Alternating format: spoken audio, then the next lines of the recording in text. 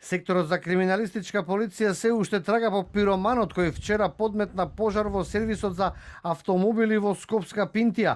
Од МВР за телевизија 24 вела дека снимките од камерите, не само од објектот кој веќе јавноста ги виде, се проверувале и материјали од други камери. Очекувањето на МВР е дека брзо ќе биде препознаен и приведен подметувачот на пожарот. Во меѓувреме, собствениците на опожарениот сервис го расчистуваат просторот и пресметуваат штети, кои за среќа се само материјални. Според информациите, во пожарот беа офатени 16 автомобили, 1 камион и 2 објекта. Соседите на автосервисот и натаму се вознемирени и во прашалници колку тие самите беа близу до инцидентот и до самиот пожар.